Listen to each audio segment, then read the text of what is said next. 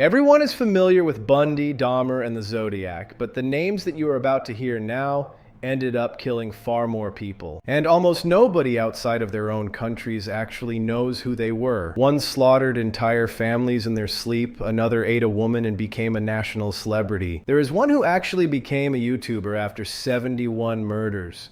These are 15 real-life killers spread across 4 continents, each one with a body count that sounds like it was made up, but it isn't. The official files exist, and many of these men never served the prison time they truly deserved. Welcome to another video from the History in Focus channel. Don't forget to subscribe and hit the like button so you don't miss more videos like this one. Now let's get into it. Number 1. Pedro Rodriguez Filho started killing at 14 and died at 68 with his throat cut on a sidewalk. A Brazilian from Santa Rita do Sapucaí in the state of Minas Gerais, he was born with a dented skull because his father kicked his pregnant mother's belly during a fight. The first death came when the father was fired from a school accused of stealing food. Pedro grabbed his grandfather's shotgun and killed the deputy mayor who signed the dismissal. Then he killed the watchman he believed was the real thief. Fleeing the police, Pedro ended up in Mogi das Cruzes in Greater Sao Paulo. There he began robbing drug dens and killing traffickers, and the press dubbed the boy Pedrinho Matador, Little Killer Pedro. He fell in love with a woman named Maria Aparecida, nicknamed Botinha, and the two moved in together. She became pregnant. Shortly after, a rival trafficker had her killed to get at Pedro. That was when his story stopped being about money and became personal revenge. Pedro hunted down everyone connected to Botinha's death, torture, interrogation, and execution, one by one, until the entire gang was wiped out. By the time he was finally arrested, he was already accused of dozens of murders, but prison did not hold him. Behind bars, Pedro kept killing, mainly rapists and people he judged deserving. 47 inmates died at his hands inside prison. He said he had a code, that he only killed those who had it coming. The police counted the bodies. The code was his alone. The worst was still to come. Pedro's father was imprisoned for killing his own wife, Pedro's mother with 21 stab wounds and an axe, and the two ended up in the same penitentiary. Pedro faked an illness, lured a guard, grabbed the key, and went to his father's wing. He stabbed the old man, counting the blows out loud. He stopped at 22, one more than his father had given his mother. Lastly, he tore out his father's heart and chewed on it as a sign of vengeance.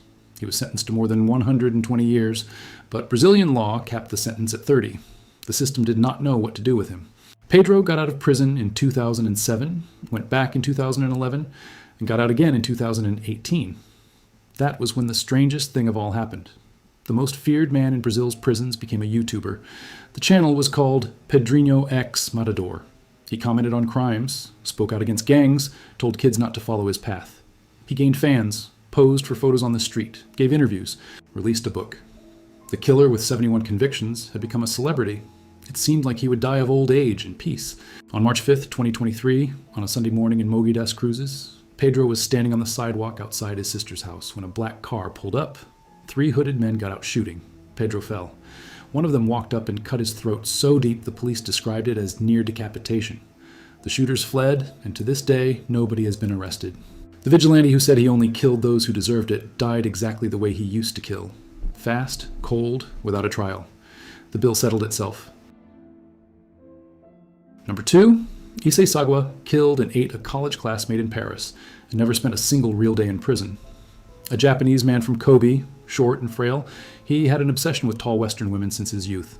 In 1981, at 32 years old, he was studying literature at the Sorbonne when he invited Renée Hartvelt, a 25-year-old Dutch woman, to dinner at his apartment under the pretext of translating poetry. She accepted. It was the last invitation she ever answered. Sagawa shot Renée in the back of the head while she read aloud. Then he spent 3 days with the body, doing things he would later describe without any embarrassment. In one interview, he said he regretted only one thing, not having consumed the woman while she was still alive. When the body began to decompose, he tried to dispose of the remains in a lake at the Bois de Boulogne Park, carrying suitcases. He was caught in the act and arrested by French police a few days later. Then comes the part nobody understands. Sagawa's father was wealthy and hired the best lawyers. After 2 years in custody awaiting trial, the French court declared Issei not fit to stand trial, mentally ill, unable to be judged. They ordered him committed. Shortly after, they deported him to Japan. There, Japanese psychiatrists examined the man and reached the opposite conclusion. He was sane, but the French documents were sealed, and without them, Japan had no grounds to imprison anyone. In 1986, Issei Sagawa simply signed his discharge papers and walked out of the psychiatric hospital. A man who had confessed to killing and eating another person was free, walking the streets of Tokyo. Renee's family fought for years to have him tried again. They never succeeded, and Sagawa, instead of hiding, did the opposite. He capitalized on the fame. He wrote a book about the crime packed with details, appeared in an adult film, became a commentator, drew manga recounting what he did. The horror became a product. Sagawa spent decades as a kind of morbid celebrity in Japan, giving interviews and profiting from the crime he committed. To the very end, he showed no remorse. In 2013, looking at posters of women, he told a reporter they looked delicious. He died in November of 2022 at 73 years old of pneumonia in a Tokyo hospital surrounded only by relatives. Renee Hartevelt was 25 when she walked into that apartment. The man who killed her lived another 41 years in freedom. Number 3.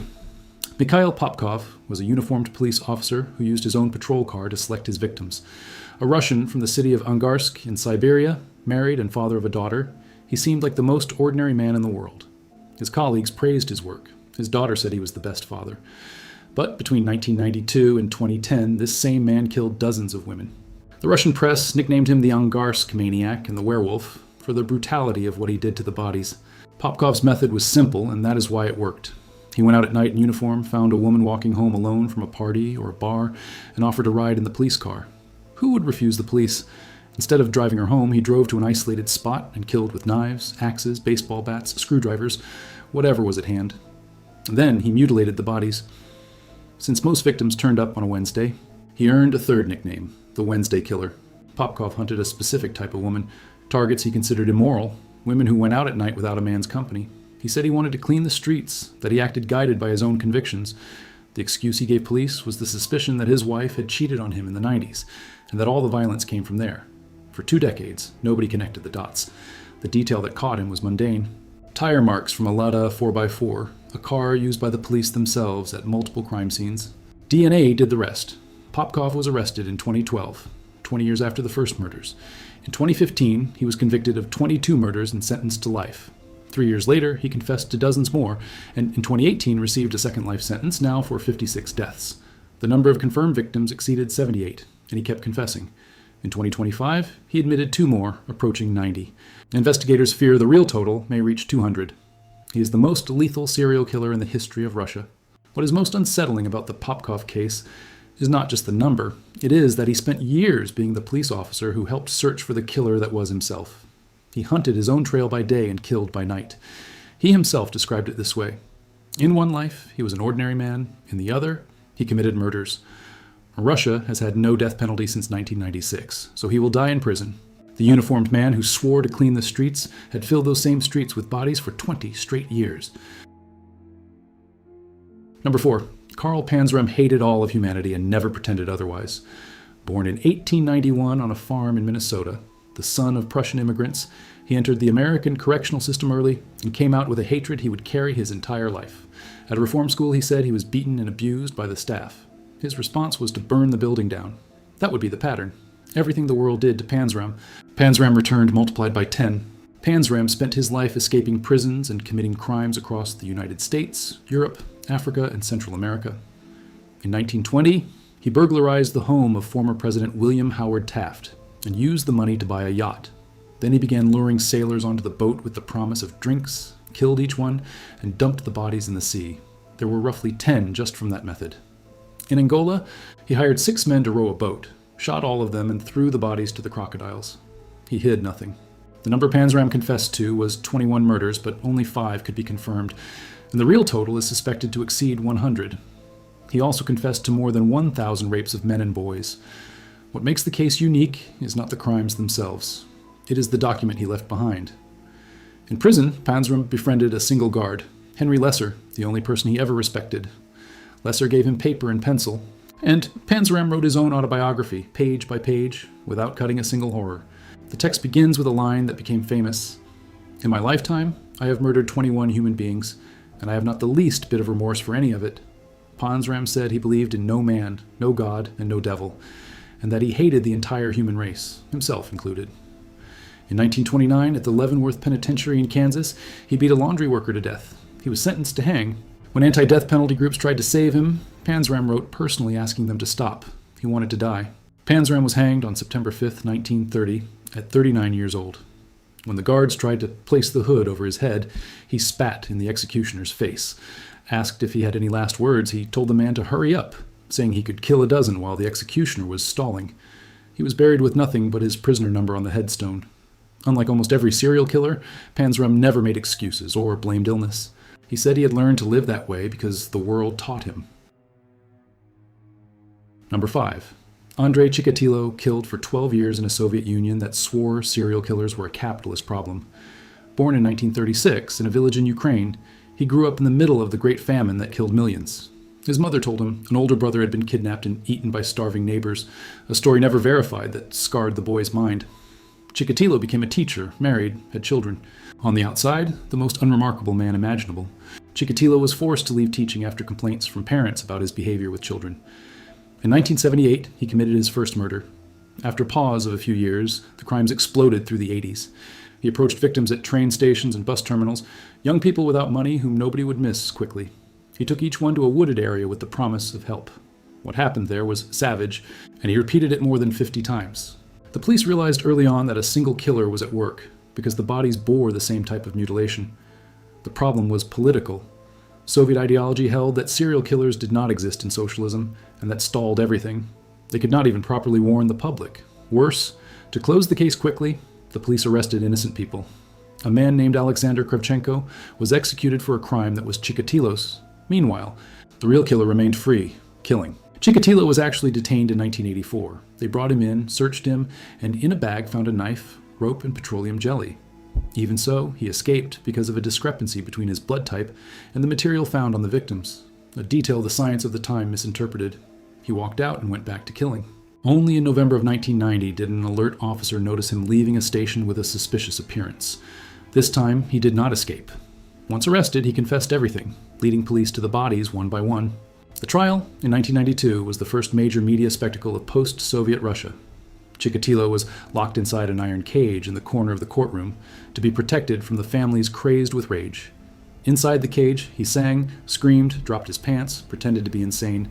The court-appointed psychiatrists did not buy it. They concluded he had disorders but was sane and understood what he was doing. He was found guilty of 52 murders, men, women, and children. On February 14, 1994, Andrei Chikatilo was taken to the basement of a prison in Novocherkassk, heard his sentence read, and received a single bullet to the back of the head. The case entered history not just for the number of victims, but for what it exposed.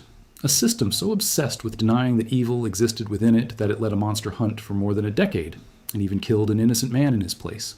The tie-wearing teacher carrying a briefcase with knives had the most ordinary face in the crowd. That was the disguise.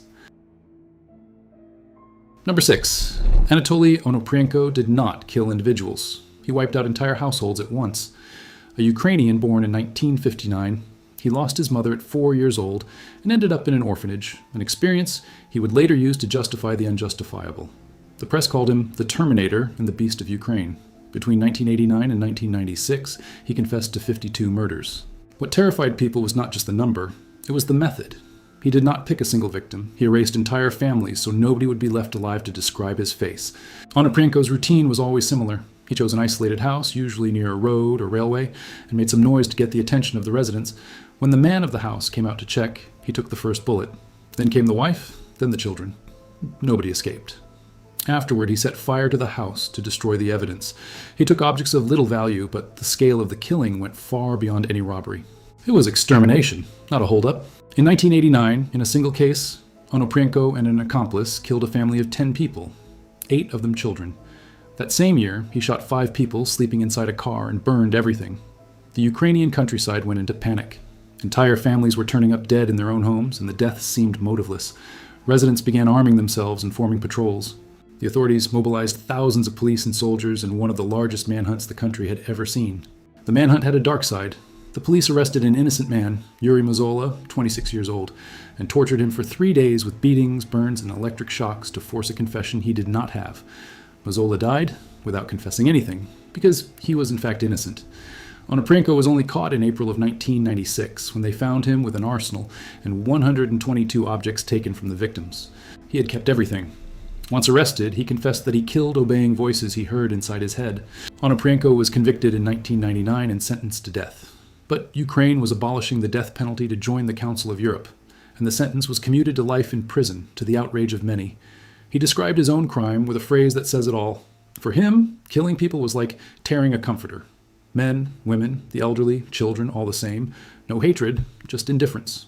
He died in prison in 2013, at 54 years old, of cardiac arrest. He never showed any sign of having felt anything for anyone. Number 7. Yang Xinhai entered farmhouses in the dark and killed everyone he found sleeping. A Chinese man born in 1968 in Henan province, from one of the poorest families in the village. He dropped out of school at 17 and became a migrant worker, moving from city to city. Between 2000 and 2003, this man confessed to 67 murders and dozens of rapes. The Chinese press called him the monster killer. To this day, he is the most lethal serial killer in China since the founding of the Republic in 1949. Yang's method was chillingly cold. He broke into isolated farms in the middle of the night and killed all the occupants with a hammer, an axe, or a shovel, whatever was nearby. He spared nobody, from children to the elderly. There was no connection between the victims, no apparent motive. He chose the houses in the dark and left before dawn. Entire families were found dead without anyone having seen or heard a thing. The total silence was part of the horror. Yang knew exactly how to leave no trace. After each attack, he got rid of the clothes and the weapon, throwing everything into a river. He wore shoes 2 sizes too big to confuse the footprints and throw off the physical profile the police were building. He traveled by bicycle between 4 different provinces, always showing up in fresh clothes. For that reason, for years, he was basically a ghost. The deaths kept piling up, and the police had no face, no name, and no direction to follow. Yang's end came by chance. In November of 2003, during a routine inspection at an entertainment venue in Kangzhou, Hebei province, officers noticed a man behaving strangely. They brought him to the station, and only then discovered that this man was wanted for murder in 4 provinces. The DNA matched multiple crime scenes. Yang confessed calmly, without resistance, giving chilling details. The trial lasted less than an hour. He did not even want to appeal. Yang Xinhai was executed by firing squad on February 14, 2004, at 35 years old. On the motive, he said that killing gave him an urge that only grew, that it inspired him to kill more and more, and he was even more direct when asked whether the victims deserved it. He replied that he did not care whether they deserved to live or not, that it was not his problem. He also said he had no desire whatsoever to be part of society. Number 8. Pedro Alonso López confessed to more than 300 murders, served a short sentence, and simply vanished from the map. A Colombian born in 1948 in Tolima, he had a childhood of poverty and abandonment, kicked out of his home as a boy. Known as the Monster of the Andes, López operated across Colombia, Ecuador, and Peru in the 70s and 80s. The victims were poor girls, many from indigenous communities. The number confirmed by the courts is at least 110. What he claimed is more than triple that. López said he chose victims with calculation. He looked for girls who trusted easily and who would hardly be searched for urgently by the police. He frequented markets and village paths, offered a gift, a promise, and took the child to a remote location. For years, the authorities of all 3 countries did not even grasp the size of the problem. They assumed that disappearances were human trafficking. The borders helped López, because each police force only saw one piece of the story. In Peru, López was caught by an indigenous community in Ayacucho when he tried to take a 9-year-old girl. They tied the man up, buried him up to the neck in the sand, and prepared to let him die. An American missionary appeared and convinced the community to hand him over to the Peruvian police.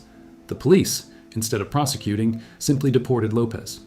Without caring much about what he had done to the indigenous children, they sent the man away. He headed to Ecuador and continued. His freedom ended in 1980 in Ecuador, after he tried to abduct a 12-year-old girl at a market. When floods in the Ambato region unearthed the bodies of missing girls, the police finally connected the dots. López confessed and led investigators to a mass grave, pointing out dozens of bodies.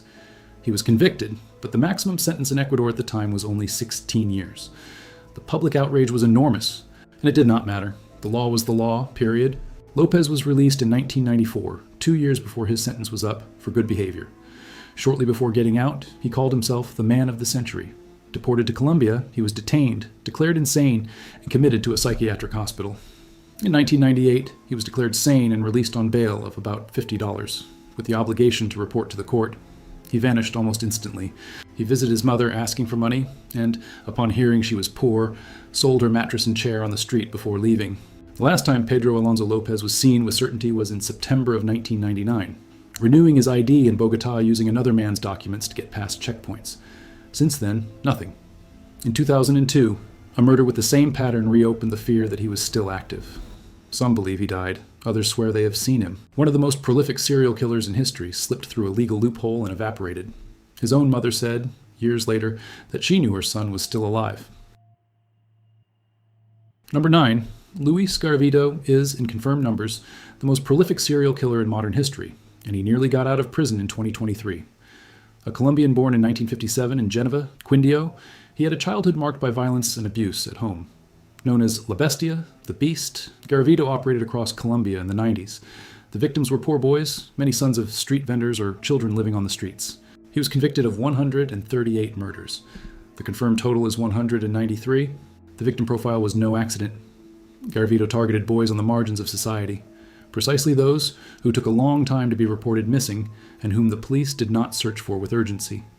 The invisibility of those boys in life became the reason the deaths went years without investigation. His technique was disguise and false kindness. He introduced himself as a priest, a monk, a vendor, an old man, or a disabled person, and lured the boys with the promise of money, food, or light work. For years, Colombia did not even realize it had a single killer at work. The country was submerged in guerrilla warfare, drug cartels, and political violence, and poor children were treated by many as disposable. That spread the police thin and fragmented the investigation. The turning point came at the end of 1997, when a mass grave with 36 bodies of boys was discovered near Pereira. That finally forced the creation of a national task force to link cases that had been treated as isolated tragedies. Garavito was arrested in April of 1999 after an attempted attack on a boy. He gave a false name, but DNA confirmed who he was. Confronted with the evidence, he confessed and began leading police to the burial sites, helping recover dozens of bodies. He was sentenced to more than 1,850 years in prison, the longest sentence in Colombian history. But Colombia has no death penalty, applies sentences concurrently, and the real cap at the time was far lower than that number. Because he helped find the bodies and confessed, Garavito's sentence was reduced to 22 years. After serving 3/5 of that, he would become eligible for parole in 2023. When the news spread, Colombia went into panic. The man even made public requests for release, saying he was a model prisoner and feared being killed by other inmates. A judge denied it because Garavito had not paid the fine owed to the victims. The entire country was praying he would never set foot outside prison. Luis Garavito died on October 12, 2023, in a hospital in Valledupar at 66 years old from cancer before any release. Colombia breathed, but the moral bill remained. The case exposed a fundamental flaw. Children who live on the margins can vanish without anyone sounding the alarm. After him, the country raised the maximum sentence to 60 years. The serial killer with the highest confirmed victim count in the modern era came close to walking free, held back in the end only by a fine he refused to pay. Number 10. Belle Gunness lured men through newspaper ads, killed each one, and kept the money. Born in Norway in 1859 as Brynhild Paulsdatter, she emigrated to the United States as a young woman and ended up running a pig farm in LaPorte, Indiana. She became known as the Black Widow of LaPorte. Between the late 19th century and 1908, she killed at least 14 people, and some suspect as many as 40. Her motive was not impulse. It was cold, calculated, pure money. Before the ads, Belle had already buried 2 husbands under suspicious circumstances, each yielding a life insurance payout. The second, Peter Gunness, died in 1902 when a meat grinder supposedly fell on his head. Starting in 1905, she began placing marriage ads in Norwegian-language newspapers, asking that the suitor bring money and tell no one about the trip. Several men answered the call, traveled to the farm to meet the bride, and were never seen again. Belle's advantage was her appearance. A middle-aged immigrant widow with a farm and children was the last person anyone in that era would imagine as a calculating killer. She used that assumption as a disguise. When the suitor arrived with his savings, she either convinced him to deposit everything, or she simply poisoned him, or struck him on the head. Then she buried the bodies in the hog pen, alongside others. Each man who vanished financed her next step. It worked for years. In the early morning of April 28, 1908, the farmhouse caught fire. In the rubble, they found the bodies of Belle's 3 children and the body of an adult woman without a head. When the police began digging the grounds, drawn in part by Azel Helgelian, brother of a missing suitor, they unearthed body after body. There were so many that, at a certain point, the police stopped counting. The respectable widow the town had mourned as a heroine became, overnight, the owner of the farm of horrors. And then came the detail that never closed. The woman's body found in the fire had no head, and because of that, nobody could prove it was actually Belle. Did she stage her own death and flee to continue elsewhere? For decades, people swore they had seen her across the country. A DNA test conducted in 2008 could not provide an answer. Her hired hand, Ray Lamphere, was convicted only of arson. The fate of one of the greatest female serial killers in history remains, to this day, open. Number 11. The Benders were a family that killed travelers at their own inn and vanished without a trace. In the early 1870s, they set up a one-room cabin that served as a roadside inn and small store on the Osage Trail near Cherryvale, Kansas. There were 4, the father John, the mother Elvira, the son John Jr., and the daughter Kate. They claimed to be family, but even that is in doubt. They killed at least 11 travelers, possibly more. And when the law arrived, there was nobody left to arrest. The Benders' scheme was a macabre theater. The traveler was invited to sit in the seat of honor at the table with his back to a canvas curtain dividing the cabin. Kate, young and a good conversationalist, distracted the guest, sometimes introducing herself as a medium or healer. Behind the curtain, one of the family's men waited with a hammer. The blow came to the back of the head from behind. Then they slit the throat, dropped the body through a trap door into the cellar to bleed out, and buried it in the orchard out back. The motive was robbery. Lone travelers carrying cash and valuables were the perfect target in that empty stretch of post-Civil War Kansas. The cabin sat at a point where disappearing was easy, and blame could be thrown on outlaws or on indigenous people. For about 2 years, the Benders hid the bodies so well that nobody suspected the family. Neighbors even reported a strange atmosphere at the inn, and some said they had gotten out of there by the skin of their teeth, but few took it seriously at the time.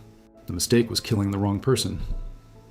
Dr. William York vanished on the trail while searching for another missing traveler, and his brother, Colonel Alexander York, a state senator, would not let the case go. York went to the inn to ask about his brother. The Benders made an excuse, but the senator left suspicious.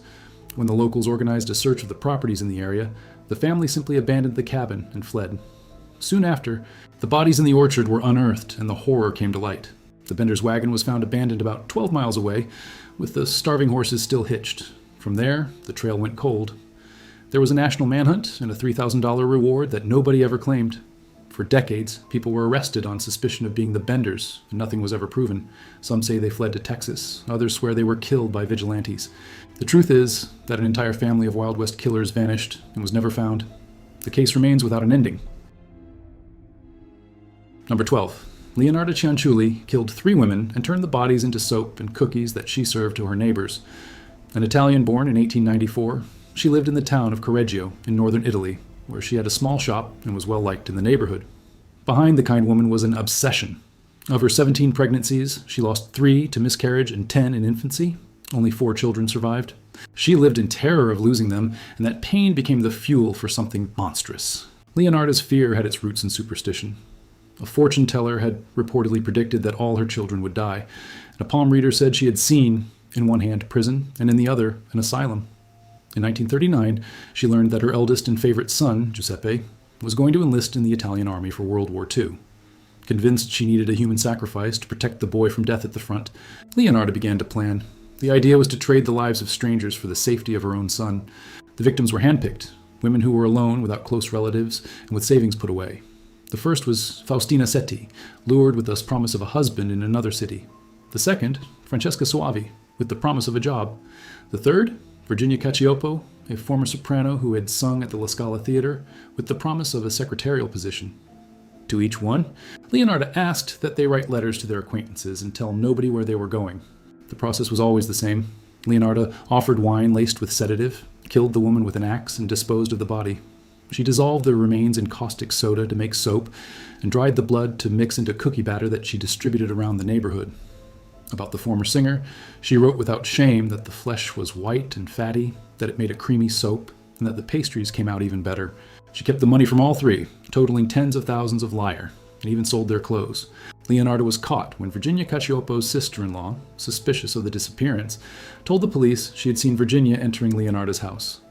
At the trial in 1946, she showed no remorse. She corrected the lawyers on details and even boasted about having donated to the nation, in wartime, the copper ladle she used to skim the fat from the bodies. She was sentenced to 30 years in prison and 3 in a criminal asylum. The cauldron she used is, to this day, on display at a criminology museum in Rome. Number 13. Richard Kuklinski led a perfect double life. Family man in the suburbs and cold-blooded killer on the other side. Born in 1935 in Jersey City, he grew up in a house of brutal violence with an alcoholic father who, according to the family, beat his older brother to death. Known as the Iceman, Kuklinski lived in Dumont, New Jersey, with a wife and children who, by their own accounts, knew nothing. The nickname came from a macabre detail of his method. The name Iceman was born from a trick. Kuklinski froze a victim's body long enough to confuse coroners about the time of death. In one case, the body of Louis Masguet was found more than a year after he went missing, and doctors found ice crystals in the tissues. His way of operating was to lure men with the promise of lucrative deals, kill them, and steal the money. He also killed 2 associates to prevent them from becoming informants. On the outside, the most normal neighbor on the block. Here the case requires honesty. In the prison interviews he gave, Kuklinski claimed to have killed between 100 and 200 people and said he had been a hitman for the mafia, connected to families like the Gambinos. He even alleged he killed union boss Jimmy Hoffa. But none of those additional murders were confirmed. Several investigators who studied the case are blunt. One said he checked every crime Kuklinski claimed and did not find a single one to be true. The evidence points to only 5. Based on what was actually proven, Kuklinski was convicted of 5 murders committed between 1980 and 1984 for money. He was arrested in December of 1986 after an undercover operation in which a disguised agent spent a year and a half gaining his trust and recording their conversations. It was in those recordings that Kuklinski bragged about his methods, including what he said was his favorite, a cyanide spray. In 1988, he received a life sentence. Kuklinski became the subject of 3 HBO documentaries and a Hollywood film, always narrating his crimes in a monotone voice that gripped audiences. He died in prison on March 5, 2006, at 70 years old of natural causes, just as he was supposed to testify about alleged mafia connections. His case is a warning about trusting a killer's own count. 5 proven murders, more than 100 claimed, and investigators convinced the real number is far lower than he liked to say. Number 14. Javed Iqbal confessed to 100 murders in a letter sent to the police themselves. A Pakistani born around 1956, he grew up in a family of merchants in Lahore and lived in a house his father had bought. On the outside, a middle-class life with nothing remarkable. In December of 1999, this man sent a letter to the police and to a city newspaper admitting he had killed 100 boys, most between 6 and 16 years old. Poor children who lived on the streets of Lahore. The entire country went into shock. In the letter, Iqbal did not ask for forgiveness. He said he had lured street children, orphans, and runaways, and described how he disposed of the bodies to leave no trace. The motive he gave was revenge against society and the police. Years earlier, he had been arrested and, according to him, humiliated in a charge he considered unjust. His mother had reportedly suffered a fatal heart attack while trying to free him. Iqbal vowed to make 100 mothers cry for their sons, the same way his mother had cried for him. The confession came with a macabre invitation. In the letter, Iqbal told the police where to find evidence at his house. When officers arrived, they found clothing and photos of the victims, along with a diary describing each crime. More than 80 children were identified by relatives who recognized a portrait or a piece of clothing among the piles found. Iqbal spent a month on the run and then turned himself in at the newspaper's office, saying he was afraid the police would kill him before any trial. The trial, in 2000, produced an unprecedented sentence. The judge ordered that Iqbal be executed in the same manner in which he killed, in front of the victim's parents. The Pakistani government blocked the sentence, arguing it violated the law and human rights.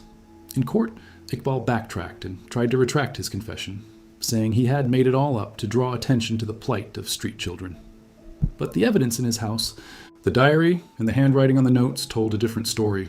In October of 2001, before any execution, Javed Iqbal and an accomplice were found dead in their cells at Kot Lakhpat prison in Lahore. The official version was death by hanging with bedsheets, but the autopsy showed signs of beating on both bodies, and to this day, many believe it was murder. Iqbal's body went unclaimed by anyone. The man who promised to make 100 mothers cry died, surrounded by the same doubts he left behind. Number 15. Daniel Camargo Barbosa escaped prison on a small boat by studying ocean currents and went back to killing on the other side. A Colombian born in 1930 in Analema, he lost his mother as a baby and was raised by a stepmother who, according to accounts, humiliated the boy by dressing him as a girl to go to school. Known as the sadist of El Chanquito, Camargo operated across Colombia and Ecuador in the 70s and 80s. He is one of the most lethal and at the same time most forgotten serial killers in history. Camargo's victims were poor girls, lured with the promise of work or food. He was arrested in Colombia in 1974 after a murder, convicted, and sent to the island of Gorgona, an isolated penal colony in the Pacific known as Colombia's Alcatraz. For almost any criminal, that would be the end of the road. But in November of 1984, Camargo did the unthinkable.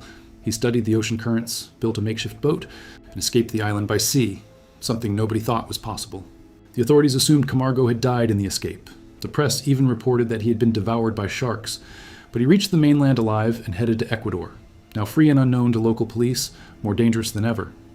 Between 1984 and 1986, he committed a series of murders in the Guayaquil port region. He was recaptured in 1986 in Quito, just minutes after killing a 9-year-old girl, carrying a bag with blood-stained clothes and a Dostoevsky novel. Camargo calmly confessed to 72 murders in Ecuador since the escape, and led investigators to the locations where he had dumped the bodies. The suspected total reaches as high as 150 victims across both countries. In 1989, he was convicted, but the maximum sentence in Ecuador at the time was only 16 years. At Garcia Moreno prison in Quito, a dark coincidence occurred. He was in the same system as Pedro Alonso López, the monster of the Andes, two of the continent's most lethal killers, locked in the same place. Daniel Camargo never served his full sentence. On November 13, 1994, he was stabbed to death inside the prison by Giovanni Noguera, the nephew of one of his victims. The man who escaped a prison island by studying the sea did not escape the vengeance of a family. The case sums up a cruel pattern of the region. When the victims are poor and invisible, the disappearance takes a long time to be noticed and vanishes quickly from memory. One of the most lethal killers in the world died almost anonymously, stabbed by someone he had made suffer.